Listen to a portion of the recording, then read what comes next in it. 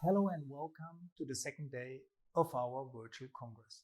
Thank you for joining us on this panel discussion on the future of the seed sector.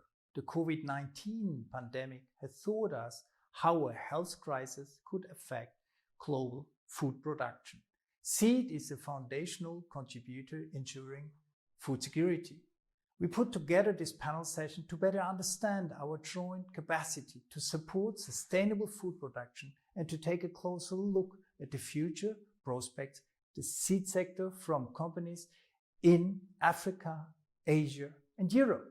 To support a sustainable food production and to have a look into the future, it is essential to have also the vision from the farmers. Therefore, we are very happy that the farmers' organization is contributing in this debate. Today, we are joined by a diverse set of speakers who will share their vision of the future. We have Marco van Leeuwen, Managing Director of Zwaan and Vice President of our Federation. We will also hear from Usha Barwale, Zehr, Director and Chief Technology Officer of MAHYCO, former Chair of the International Seed Federation Breeders' Committee. Our friend David Malan from South African seed producer Klein Karoo will also speak. He is the President of the National Organizing Committee of the ISF World Seed Congress 2022. And finally, our partner, the World Farmers Organization, will be represented by its President, Theo the Jager. World Farmers Organization is a member-based association bringing together national farmers organizations and agricultural cooperatives from all over the world.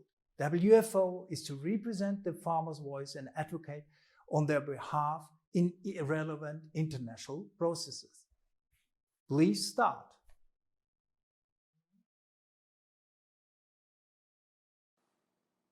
Dear attendants, let's take a closer look together to the impact of COVID-19 on the seed sector, focusing on vegetables but with parallels to potatoes and field crops.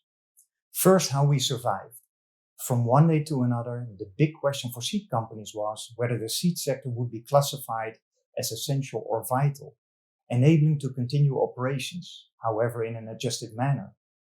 After some very efficient interventions, it was very interesting to see how quickly governments all over the world realized the importance of seed for food supply.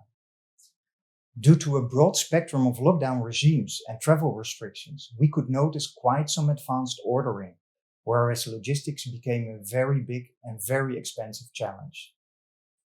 Now, due to lockdowns and closed borders, we notice a lack of labor capacity. And this is a potential risk for agricultural work such as planting, harvesting, and packing, but also for seed production work such as pollination. This labor constraint might be very local or even supply chain related. Nevertheless, we expect this to be a reality for at least the coming 6 months. Farmers will be striving even more for automation and mechanization in order to reduce their dependency on labor. The almost complete standstill of HoReCa deeply impacts the markets for potato and vegetables. Also, other supply chains might be disrupted, and these disruptions are very fragmented and change over time. Here and there, vegetable farmers are postponing, delaying, or even cancelling the sowing and planting of short cycle and low input crops. Farmers with capital intensive operations and long cycle crops seem to sow and plant their new crops as before. But also in these cases, variety choice might change due to changing requirements. Some retailers are reducing the number of stock keeping units, focusing on less fancy produce with a longer shelf life. In quite some supply chains, logistical simplicity and price reduction seems to prevail over stimulation of consumption through attraction and diversity. Now, in previous crises, society continued to spend on vegetables and fresh food, and in economic downturns even more compared to other spendings. The big question now is, will we be seeing the same this time? In any case, supply chain elements trying to gain competitive advantage by getting quicker access to seed and at lower cost might increase their disrespect to intellectual property rights. And another consequence, with probably an even longer lasting impact, is that several governments have rediscovered the importance of fresh food and will be making serious efforts towards self-fulfillment. stimulating local for local production. This might also strengthen the lurking desire for local seed production and breeding. We have to emphasize, though, that for a world where the best quality seed is accessible to all and where we can provide seed choice for all farmers, we have to keep this same world flat and the borders open. Seed breeding and trade is a very global business. To conclude, I see following opportunities for the seed sector to capitalize on. In the first place, the increased awareness of society on the importance of seeds in agriculture should be considered as a gift. Seed and planting material as the start of a very diverse and healthy eating pattern. This is a worldwide free promotion to an extent never seen before. From grow your own to higher consumer spendings, both offline and online. The future has already begun. Secondly, the local for local trend, despite the aforementioned risks, is offering new possibilities to differentiate and to add value.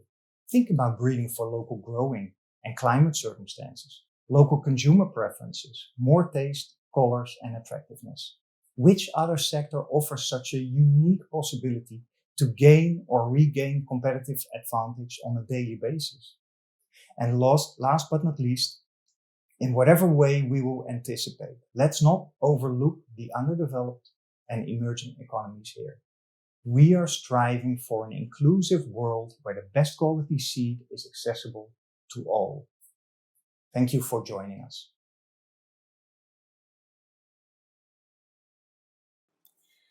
Eight weeks into the lockdown, I'm amazed that we have been able to move seed to the market and ensure adequate availability for our smallholder farmer, who are getting ready to plant in the coming weeks as the monsoon is expected to arrive on time. The timing of the lockdown any worse. Farmers were harvesting their winter crops. The seed industry was busy with procurement of production material and operating processing plants at full capacity to get seed ready for June planting. Immediately, there was drastic reduction in the workforce. Plants started operating at less than 50% capacity, and the highways became deserted. This meant no trucks for movement of goods to the plant or to the market.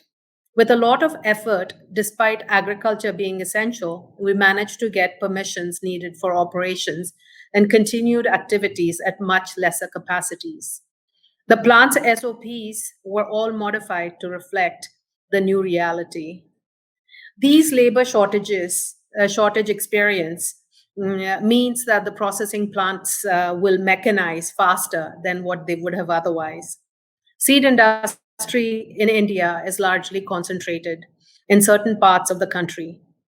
Given the current experience of moving the seed across the country due to logistical restrictions, the industry would do better to look at distributed production and processing in the future where possible.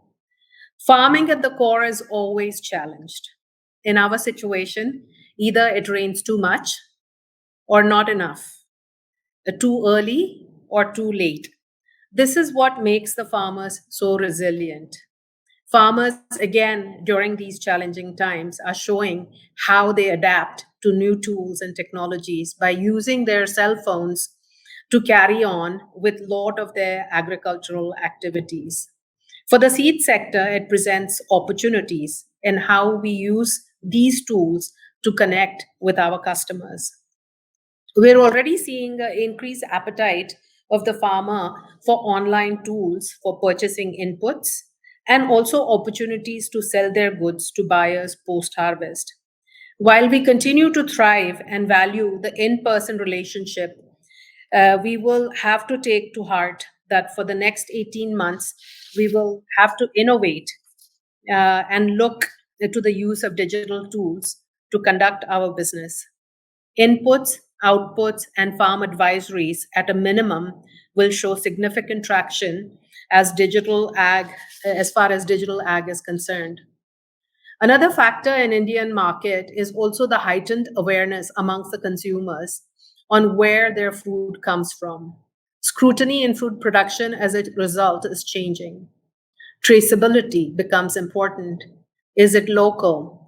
Quality of the produce, sustainability are all becoming more relevant and important in the purchasing decisions, which further support the digitization of the supply chain. Consumption of meat in India has gone down in the last few months. We are seeing a trend of increased vegetable consumption, which would be good opportunity for the smallholder farmers as well as seed companies. Planting seeds every season for a good harvest is a must for food security, thus ensure the value that the seed industry brings and creates to the smallholder farmers. The recognition by the farmers of the differentiated genetics is an important value driver for the industry. The current situation continues to pose challenges for us for the near future in terms of how we progress on our research activities with the travel restrictions, movements of material, and so forth. While we are doing everything we can, there is a possibility to see a small dip in what we accomplish in the near term. One other trend in India, which we're likely to see, is a shift in the cropping pattern. The farmers may move to different crops based on risks or based on pricing for the commodities. The unprecedented marketing challenges faced by the farmers during these few weeks have prompted the policymakers in India to initiate certain structural changes in the marketing of agriculture produce. These changes include commitments to repeal decades-old restrictive laws related to freedom of farmers to move and sell the produce across wider choices of buyers and geographies. The structural change would also help to develop much awaited storage infrastructure for agri-produce. These measures are widely expected to significantly improve the farmers' share in consumer price. Farmers are risk takers, but also prudent. We are working to ensure that we have adequate amount of seed available for the planting season and support the farmers to prosper with digital connectivity and information. Thank you.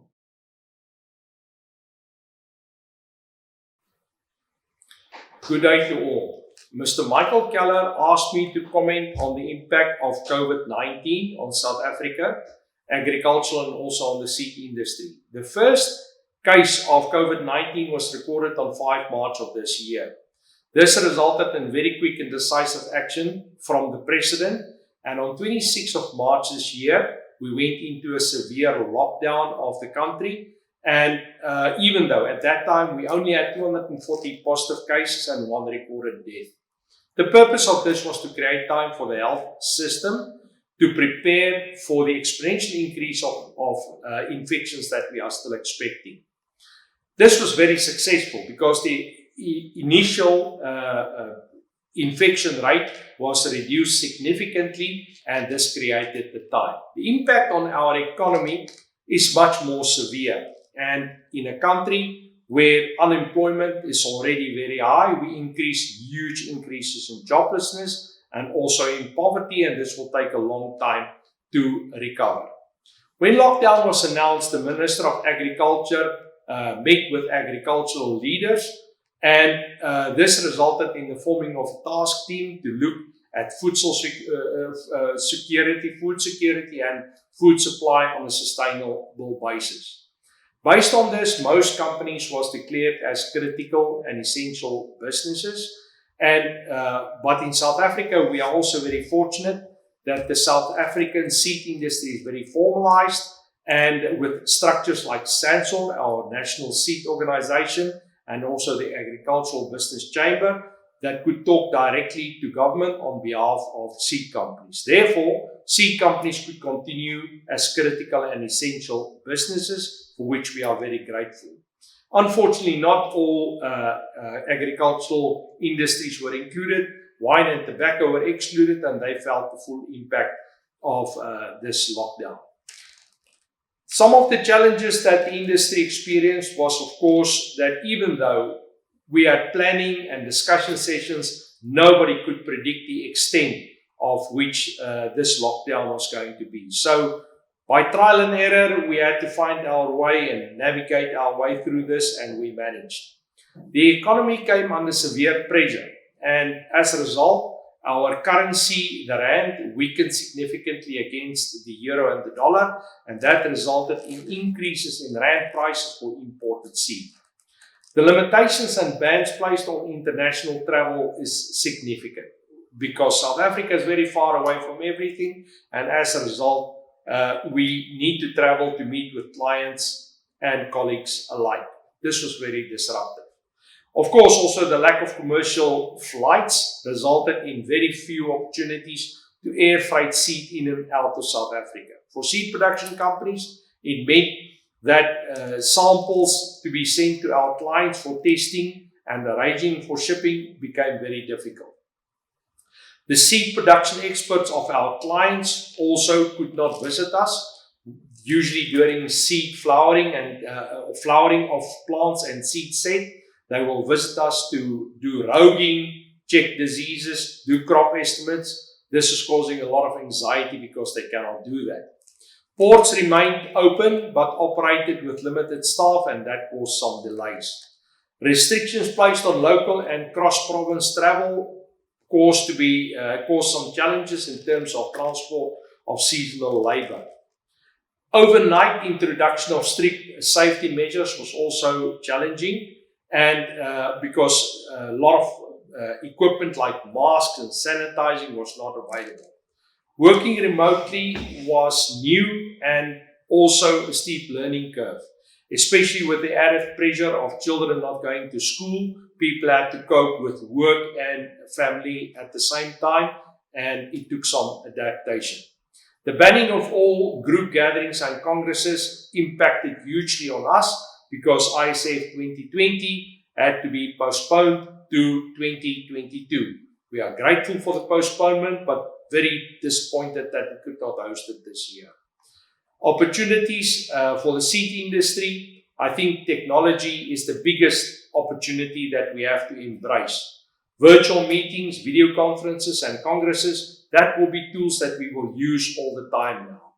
Seed production working group already started some years looking at ways and means to employ technology in seed production, and we can see the use of drone technology, satellite imagery, etc. will be used to create better reports, better visual material, etc. so that we can create trust with our clients about the quality and the integrity of the seed that we produce for them, even though they won't be able to visit it.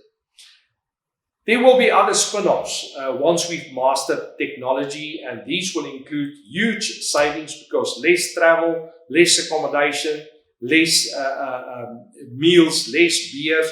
A lot of savings will be created because of less travel. Of course, maybe also remote working will create less use of expensive office space, which will also create a saving. For the people, it would mean maybe more flexible working hours, less travel to work, less frustration, and even maybe better working conditions. In conclusion, this has learned us some lessons. The South African seed industry is very resilient and able to adapt to changing conditions and even a crisis like this. Seed businesses will definitely survive despite the economic downturn. We have seen that people in distress and duress will go back to their roots, better eating habits, maybe gardening, better use of the conditions in which they are, and to build their health and immune systems. Finally, I think people are now much more aware of the central pillar that seed is playing in the food security chain. And for that, I think it is a good thing. Thank you very much. Good day. It's a privilege to address the ISF conference again this year. We all became used to the strange phenomenon of meeting digitally and not eye to eye because of the global COVID pandemic, which saw lockdowns on more than half of the world. Farmers were not locked down though. We were mostly allowed to continue with business, although it was not business as usual, simply because our value chains, our markets have been severely disrupted. And everything that was meant to end up in restaurants and canteens, the informal sector, hawkers on street corners and school feeding schemes, got caught up before the farm gate. This causes many farmers not to be in a position to repay their production loans this year. And on an international, regional, and even national level, we are now trying to build a financing bridge over the lockdown period, simply to empower farmers to produce for the next season, lest we pick up that bill in October, November this year. Inputs has really become a new focus in the global debate on our food systems. Because if nothing else, the lockdowns forced us all back to basics. It compelled us to review what is essential and what is important in life and what not. It taught us that we can actually live with most things we deemed important, but we cannot live without food and water. That is the basis of all life. It emphasized the role of farmers in a brand new way and our place in the global economy and in society. And even on national and local level, it forced a new debate on farmers, food, and nutrition. You see, in many areas of the world, such as here in Africa, the coronavirus is not the biggest monster of our time. It is hunger. During the lockdowns, many people lost their jobs, their livelihoods, their access to basics, and even to food. And although on a global scale there is enough food in the world, the food is not where the people are hungry. Many countries are food insecure on a national level. For sure, in Africa, we will desperately need to beef up production. We will need to produce more on less and with less. We cannot allow that the dragon of poverty and hunger now force people to clear up more land, to do more deforestation in order to eke out a living with hand hoes. When we build back better from here, we need to do it in a smart way. And producing more on less with less means we need to have more improved seeds available, even to the smallest, the weakest, and the poorest farmers. Improved seeds means nothing without proper production practices. We need to engage the challenges of commercialization of agriculture, mechanization, modernization. It simply means that we need to create wealth from the soil. And the International Seed Federation is a key partner to this. It is so important that we have the kinds of seeds that will yield the best harvests, region by region, area by area. Of course, it means a relook at budgets for research and development. There's no way we can meet the challenges of our time and of tomorrow if the answers we seek are not science-based. Our foundation must always be science, and that costs a lot of money.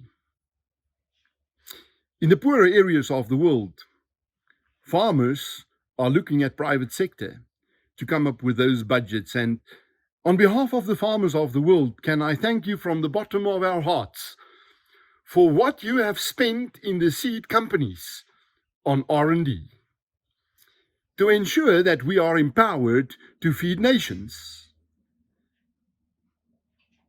to break up new frontiers and to expand our horizons. And this does not only mean developing new varieties, it also means revisiting old varieties, looking at plants and livestock which have not been used to its full potential, looking at different kinds of cuisines globally, and asking, how can we ensure that there is enough affordable food, nutritious food, on the tables of the poorest families? Because if we cover the interests of the poorest, all the rest will also be covered. Good luck with all your deliberations and with developing policies. You know, it's so important for us that the seed sector is healthy, because then the farmer sector can be healthy.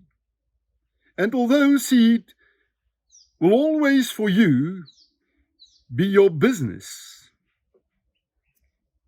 have to do with what you achieve in laboratories and speak to the bottom line of your companies, the sustainability and the profitability of your livelihoods.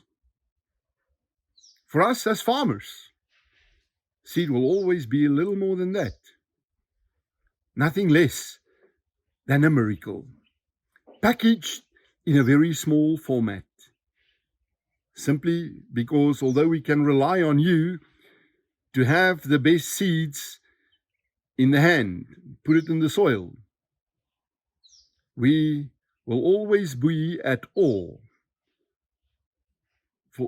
about the wonder of germination.